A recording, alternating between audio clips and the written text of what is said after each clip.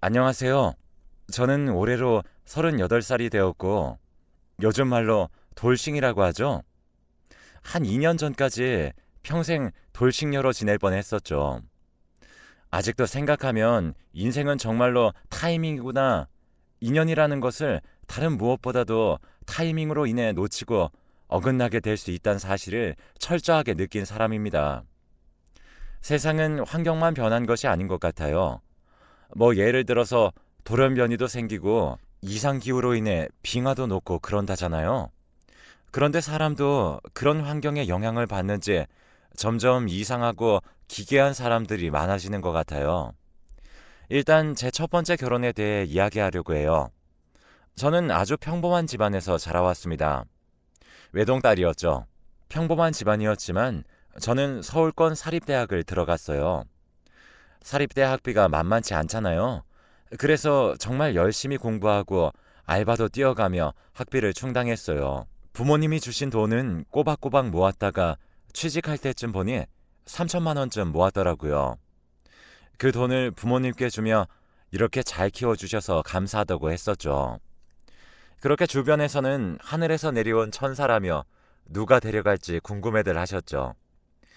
그렇게 들어간 회사는 대기업까지는 아니지만 어느 정도 규모가 꽤나 큰 회사였고 여기저기서 투자를 많이 받아 미래가 촉망되는 회사였습니다. 그렇게 30살쯤 됐을 때 주변에서 난리가 나더라고요. 왜 그렇게 남자에 관심이 없냐며 돈 좀 그만 모으고 이제 시집 좀 가라며 난리였죠. 저희 부모님은 안 그러실 줄 알았는데 저녁을 먹을 때마다 더 나이 들기 전에 연애도 하고 시집도 가라고 하셨어요. 제가 이렇게 연애도 안 하게 된 것은 대학교 2학년 때의 사건 때문이에요. 나름대로 공부도 잘하고 옷도 잘 입고 얼굴도 이쁘장하게 생긴 편이었던 저는 고백을 많이 받는 편이었어요. 그때 당시 알바며 학교 공부며 정말 정신이 없어서 연애할 시간이 없었어요. 그러던 어느 날 동아리에 갔더니 새로운 신입생 남자가 있었어요.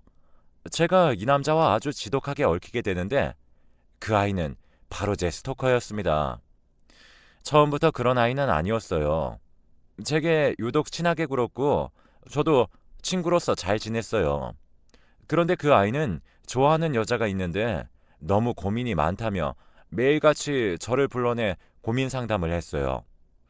그러던 어느 날 여느 때와 다름없이 고민을 들어주고 있었는데 갑자기 뜬금없이 절 좋아한다며 고백을 하는 것이 아니겠어요?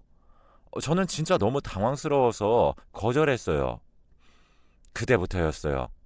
그 아이는 저를 스토킹하기 시작했습니다. 그러면서 제게 시도 때도 없이 고백하기 시작했죠. 당연히 전 받아주지 않았죠. 제가 미치지 않고서야 어떻게 받아주나요? 제가 고백을 계속해서 받아주지 않자 결국 동아리 사람들에겐 서희가 나를 가지고 놀았다라고 모함을 하고 다녀서 저는 순식간에 순진한 남자 마음 갖고 노는 애가 되어버렸죠. 보통 드라마에서 여주인공에게 이런 일이 일어나면 아니 바보같이 왜 저렇게 당해? 당장이라도 찾아가서 아니라고 말을 해야지 하겠지만 이미 소문은 퍼질 대로 퍼졌는데 누구 말을 믿겠어요? 그리고 저도 그렇게 당해보니 사람에 대한 정이 뚝뚝 떨어졌고 절 믿어달라고 구차하게 매달리며 사람들에게 말하고 싶지도 않았어요. 어쨌거나 그 일이 저에게 트라우마가 됐는지 겉으로는 정말 쾌활하고 사교적으로 보이지만 어느 정도 사이가 깊어지려고 하면 제가 먼저 벽을 치고 더 다가오지 못하게 만들었어요. 아무튼 그런 시간들 때문에 연애에 대한 욕구가 생기진 않더라고요. 그러다 저희 회사 아래층에 새로운 스타트업 회사가 들어왔어요. 그러면서 구내 식당을 같이 이용하게 되었죠. 그러다 보니 그 회사 사람들과도 안면을 트게 되었죠. 그렇게 자주 오며 가며 보다 보니 저희 회사 식구들과도 사이가 좋았어요. 저희 회사 입장에서도 그 회사와 우호적으로 지내면 지낼수록 좋은 관계였기에 친목회나 워크샵도 같이 할 정도였죠. 그러다 보니 유독 마음에 들어오는 사람이 있었습니다. 스타트업 공동대표였는데 저보다 한 살 많았는데 그때 당시 그 남자는 31살이었죠. 근데 그 대표님도 제가 마음에 들었는지 밥을 같이 먹을 때면 어떻게든 옆에 와서 밥을 먹으려고 하고 회식 자리에서도 제 옆자리에 앉았어요. 시간이 지날수록 더 가까워졌고 저도 모르게 제 깊은 속 얘기까지 이야기할 정도로 친해졌어요. 그러던 어느 날 제가 집으로 가려고 역으로 가는 길이었는데 웬 차 한 대가 제 앞에 서더라고요. 그 대표님이셨어요. 저를 데려다 준다고 하셔서 저희 동네를 알려드렸죠. 그런데 자신의 집에 가는 방향에 제가 산다고 카풀을 제안을 하시더라고요. 전 당연히 수락했어요. 그렇게 저희는 더 친밀해졌죠. 그러던 어느 날 대표님이 저에게 서희 씨, 우리 진지하게 한번 만나볼까요? 하며 제 두 눈을 마주치는데 순간 제 머릿속에선 내가 이 사람과 결혼하겠구나 하는 직감이 번쩍 드는 겁니다. 인연이 되려면 그런 생각이 먼저 든다더니 제가 바로 그걸 경험한 거였어요. 저도 그런 제 모습에 놀랐고 이런 게 인연이구나 싶어 저희는 만난 지 3개월 만에 초고속으로 결혼식을 올렸습니다. 그렇게 급하게 결혼했던 탓일까요? 미처 알지 못한 점이 하나 있었어요. 남편은 어렸을 때 아버지가 돌아가셔서 어머니 혼자 자신과 여동생을 키웠다고 하더라고요. 들어보니 아버지가 유산으로 많은 재산을 남기고 떠나셔서 어머님이 굳이 일을 하시면서 키우지 않았다고 하더라고요. 어쩐지 시어머니 인상이 고생 한번 안 해보신 그런 얼굴이셨거든요. 그러면서 한편으론 홀로 키워오셨으니 아들에 대한 사랑이 남다르긴 하겠다는 걸 조금 감지했는데 이게 제 발등을 찍게 될 줄 어떻게 알았겠어요. 어머니는 혼자 사는 게 너무 적적하고 외롭다며 저희의 분가를 허락하지 않으셨고 그렇게 저는 졸지에 시어머니와 시누이를 모시고 살게 되었습니다. 시누는 저와 동갑이었는데 따로 일을 하는 것 같진 않았습니다. 처음 이 집에 들어와 밥을 먹을 때가 아직도 기억이 생생합니다. 시누이가 제 눈을 똑바로 쳐다보더니 대학 어디 나왔어? 라고 물어보더군요. 저는 좀 당황했지만 서울 사립대를 나왔다고 했더니 와, 엄마 아빠 등골 휘었겠네? 이런 말을 하는 겁니다. 그러면서 난 또 뭐라고 어디 서울대라도 나온 줄 알았네 하면서 제가 지금 다니고 있는 회사에 대해서도 비꼬더라고요. 너무 성질이 나서 한바탕 하고 싶었는데 남편이 시누이에게 새언니에게 그게 대체 무슨 말버릇이냐며 야단을 쳐버려서 저도 넘어갔었죠. 그런데 그 뒤로도 제가 뭘 하고 있으면 입버릇처럼 와, 서울대 못 가서 그런가? 덜 떨어지네? 라며 이죽거리고 가기도 하고 밥을 먹다가도 제가 반찬을 흘리기라도 하면 그래서 서울대 미끄러진 건가? 라며 지 혼자 신나서는 킥킥대고 웃더라고요. 어느 날은 참다가 분가를 해달라고 했습니다. 남편도 어느 정도 저에게 들었던 말들이 있어 허락도 필요 없다며 분가를 강행했어요. 그랬더니 시누이랑 시어머니가 아주 쌍으로 돌았는지 짐을 싸들고는 저희 신혼집으로 쳐들어오신 겁니다. 저는 하도 시누이랑 시어머니께 당한 게 있어 1년 정도 휴직계를 내고 쉬던 중이었는데 정말로 마른 하늘의 날벼락이었죠. 남편이 매일같이 쫓아내도 아침이면 도로 다시 들어오고 정말 미쳐도 이렇게 미칠 수 있나 싶었어요. 그러면서 쌍으로 저에게 내 아들 돈 뜯어먹으려고 그만뒀지? 라며 말도 안 되는 말로 머리채를 잡아채기도 했죠. 진짜 무슨 현대판 신데렐라처럼 자기들 속옷을 얼굴에 던지면서 돈도 못 버는데 집안일이라도 하라며 빨래며 청소 모든 허드렛 일을 제게 시키더군요.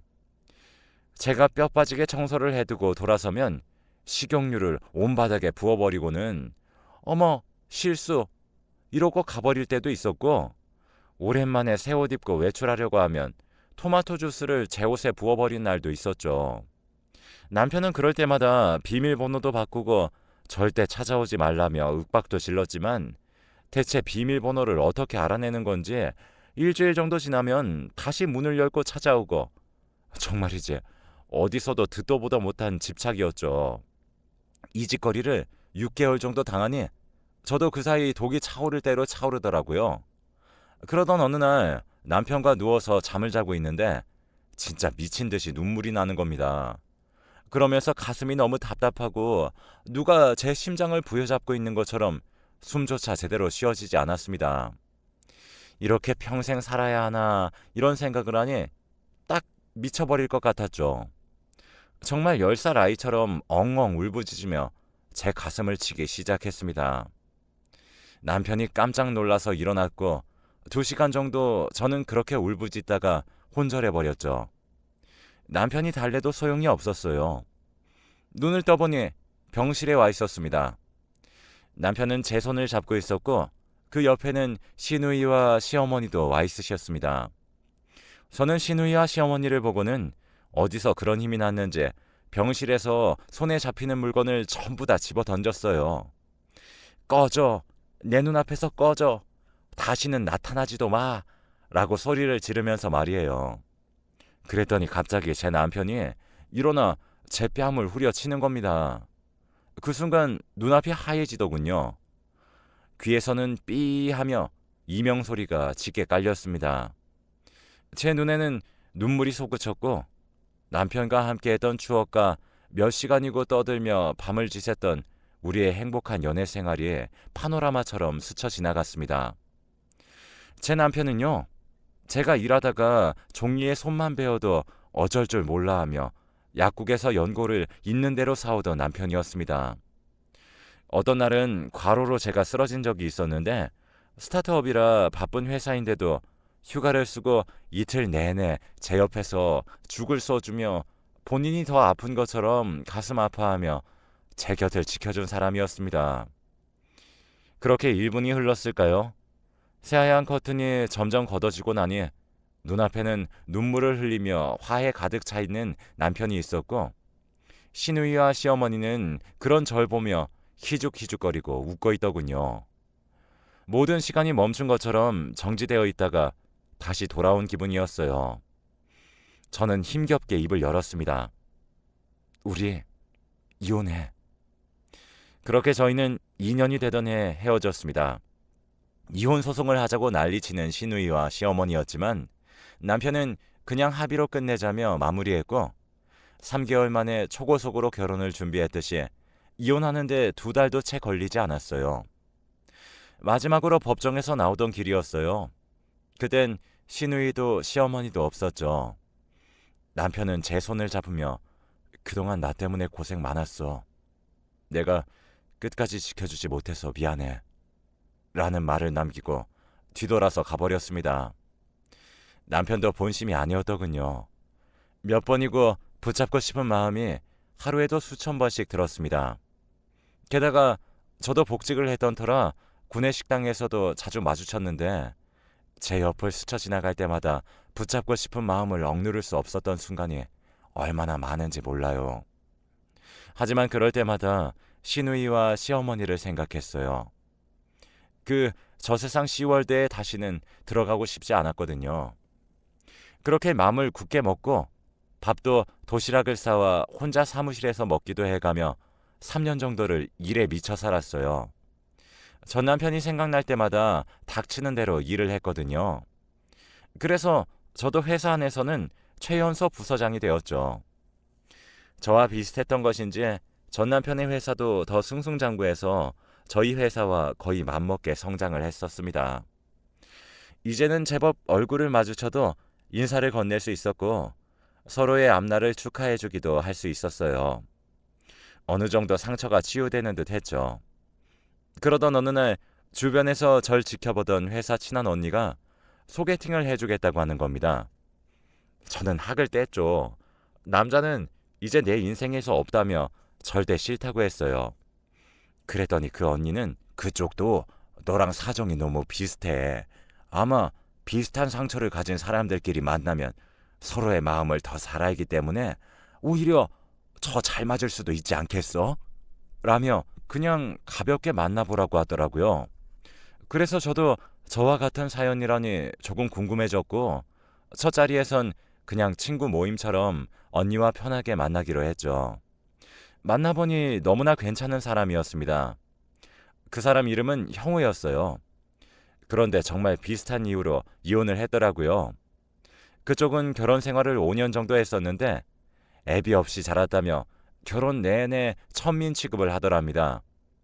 그래서 자신도 더 이상 견디지 못하고 이혼을 요구했고 그쪽 와이프도 미안한 마음에 합의로 빠르게 끝냈다고 했죠.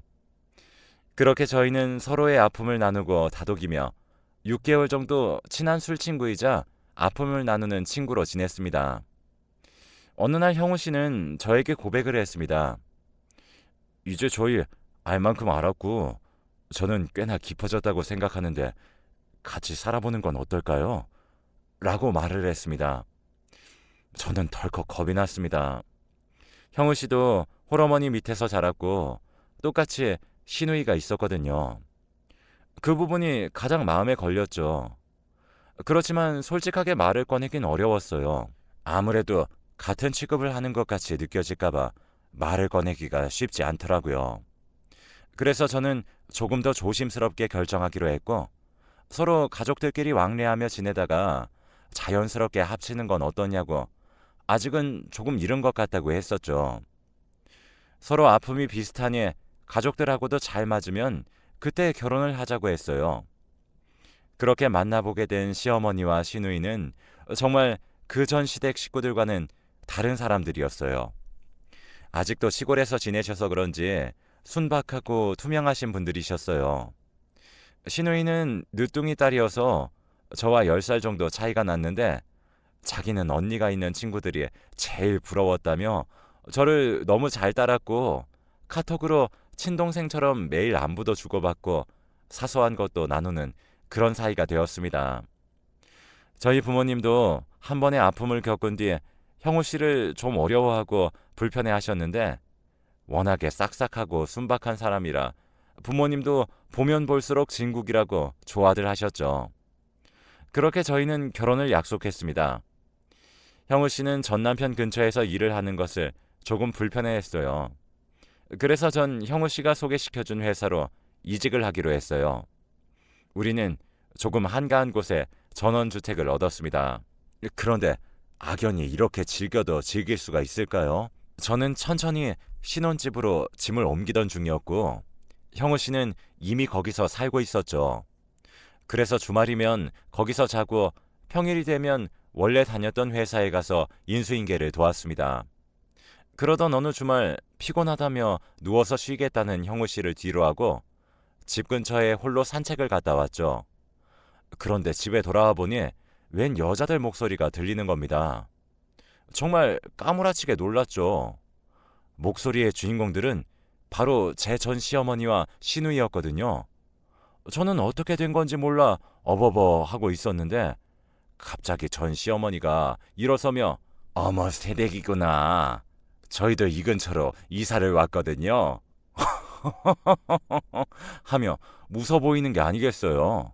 알고 보니 요 근처에 새로 이사 왔다며 떡을 돌리러 왔다는데 신혼집 구경하고 싶다고 집을 들어와서는 아예 눌러앉아 수다를 떨었던 거였어요.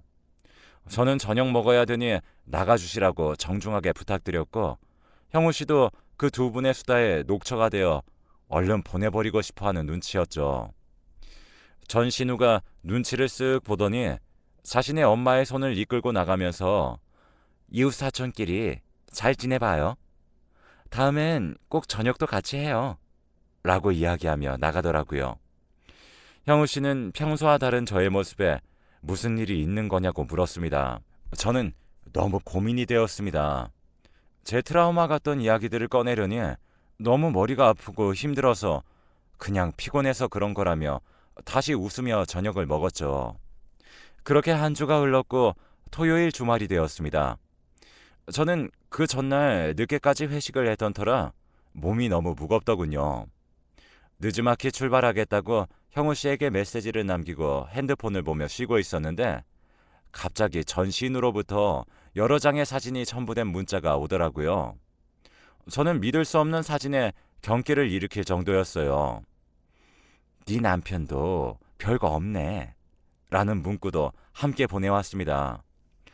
손발이 부들부들 떨렸습니다. 전 그대로 침대 위에서 펑펑 울었습니다. 형우 씨는 다를 줄 알았는데 여태까지 저를 속였다고 생각하니 따질 힘도 에너지도 없었습니다. 그렇게 울고 울기를 반복하다가 지쳐 쓰러져 다시 잠에 들어버렸습니다. 잠에 들면서 이제는 정말로 끝이구나. 내 인생은 어디까지 이렇게 꼬일까 하며 잠에 들었었죠. 그렇게 일어나 보니 밤이 되었더군요. 전 또 눈물이 흐르더라고요. 확인해 볼 생각도 하지 않았어요. 확인해 볼 필요도 없는 증거들이 있었으니까요. 휴대폰을 확인해 보니 형우 씨에겐 전화가 와 있었습니다. 80통도 넘게 와 있었죠. 메시지도 와 있었습니다.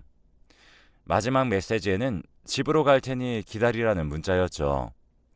그 문자를 확인한 순간 도어락이 열리는 소리가 들렸습니다. 형우 씨는 캄캄한 방 안에서 울고 있는 저를 보고는 무슨 일이냐며 이야기해달라고 했죠. 저는 형우 씨에게 더러운 손 치워 라며 악을 질렀고 놀란 형우 씨도 뒷걸음질을 쳤습니다. 저는 그 모습을 보고 말도 하기 싫었고 전신우가 보내온 사진들을 보여줬습니다. 형우 씨는 놀란 토끼 눈을 뜨며 자신은 절대 모르는 일이라고 끝까지 잡아대는 거예요.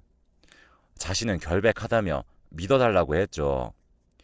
이렇게 명백한 증거가 있는데도 끝까지 잡아댔습니다. 그러면서 형우 씨는 혼란스러워했죠. 그러더니 갑자기 형우 씨가 저에게 놀라운 이야기를 전했습니다. 자신이 오늘 아침 조깅을 뛰고 집으로 돌아왔는데 그날따라 너무 피곤했는지 너무 졸려서 한숨 자고 일어났다고 합니다. 아무래도 자신이 잠든 사이에 집에 들어와 그 사진들을 찍은 것 같다고 하는 겁니다. 그러면서 형우 씨가 사진을 자세히 보더니 얼른 집으로 가자며 제 손을 잡고 신혼집으로 향했죠. 그랬더니 현관문이 열려 있는 게 아니겠어요? 도둑이 들었나 하고 들어가 봤더니 전신우랑 시어머니가 저희 집을 뒤지고 있더군요. 그리고 손을 보니 소형 카메라가 들려 있었습니다. 형우 씨는 그 손에 들려있는 소형 카메라를 힘으로 제 앞에 빼앗았습니다. 그리고 바로 경찰에 신고했죠. 전신우이랑 시어머니는 이게 뭐하는 짓이냐며 이것도 폭력이라고 악을 질러댔습니다. 그리고는 바로 경찰에 잡혀 들어갔죠. 경찰에 가서도 몰래카메라에 녹화가 되어 있다며 저 남자가 자기를 팼다고 난리를 치더라고요. 경찰은 어쩔 수 없다며 조사를 하겠다고 하더니 경찰도 이런 엽기적인 사건은 처음이라며 혀를 내두르더라고요. 몰래카메라에는 그동안 저와 남편이 집을 비운 시간에 수시로 들어와 자기 집처럼 먹고 놀던 모습이 찍혀 있었습니다. 자기들이 수거해 갈 생각이었으니 겁도 없이 행동한 모양이더군요. 경찰이 조사해보니 비밀번호도 멀리서 만원경을 보며 알아낸 것이라고 자백했다고 하더라고요. 또 이웃집으로 이사 온 것도 거짓말이라고 했습니다. 제가 잘 사는 꼴이 배가 아파 파탄을 내볼 요량으로 계획적으로 접근했던 거였고요. 저는 마지막으로 조사받고 나오는 그들에게 왜 이렇게까지 한 거냐고 물었어요. 그러더니 전 시어머니는 제 얼굴에 침을 뱉으며 우리 아들은 너 때문에 장가갈 생각도 안 하고 불쌍하게 살아가고 있는데 내 아들 돈 빼서 등쳐먹은 것은 잘 살고 있다니 내가 배 아파 어떻게 살 수 있겠니? 라는 게 아니겠어요. 저도 여태까지 당했던 것이 어지간히도 쌓였었는지 그들의 얼굴에 똑같이 침을 뱉고는 어머니가 그렇게 만드신 거잖아요. 당신들 인생 당신들이 꼬아놓고 왜 지금까지 제 탓을 하세요? 언제까지 그 모양 그 꼴로 사실 건데요? 그러니 아직까지도 기생충처럼 사시는 거잖아요. 라며 속 시원히 내뱉고 뒤돌아서 나왔고 법원에서는 주거침입죄, 사생활침해, 허위사실 유포죄 등등 여러 명목으로 벌금형 5천만 원을 때렸더라고요. 맘 같아서는 콩밥을 먹이고 싶었는데 그렇게까지 못했습니다. 전 남편이 모든 사실을 듣고 찾아와 고개 숙이며 부탁했거든요. 정말 미안하다고 말이죠. 그 사람도 좋은 사람이었으니 두 번 다시 엮이지 않게 해달라고 하며 끝냈어요. 조금 아쉽긴 하지만 그래도 여기서 끝난 게 어디냐 싶어요. 그때 형우 씨가 절 찾아오지 않았더라면, 그렇게 형우 씨와 신혼집을 다시 가지 않았더라면 저희는 서로의 오해를 풀지 못했고 저 사람들이 계획했던 대로 전부 다 이루어졌을지도 모른다는 생각을 하니 정말 눈앞이 깜깜해지더군요. 오히려 이 일로 저 사람들과의 악연을 끝낼 수 있어 기쁩니다. 당연히 접근 금지 처분까지 내려졌고 집행유예를 좀 세게 때려주셔서 5년 정도는 얼굴 마주칠 일도 없습니다. 아까 제가 맨 처음에 인생은 타이밍이라고 했는데 이제는 좀 타이밍을 맹신할 정도예요. 형우 씨랑 지내다가도 서로 오해할 일이 생기면 서로 과거부터 이야기를 시작해 퍼즐을 맞춰본답니다. 어떤 타이밍을 놓쳐서 오해가 생겼는지 말이죠. 그리고 또 기쁜 소식은 형우 씨와의 사이에서 아이도 생겼고 이제 아이가 2살이 되었네요. 저랑 형우 씨를 똑 닮은 아주 예쁜 공주님이에요. 저는 지금 정말 행복하게 지내고 있습니다. 여러분들도 지금 곁에 있는 사람과 충분히 많이 대화해보고 오해가 있더라도 과거의 저처럼 성급하게 상대를 판단하지 말고 이야기로 풀어나가시길 바랄게요. 오늘도 행복한 하루 되세요.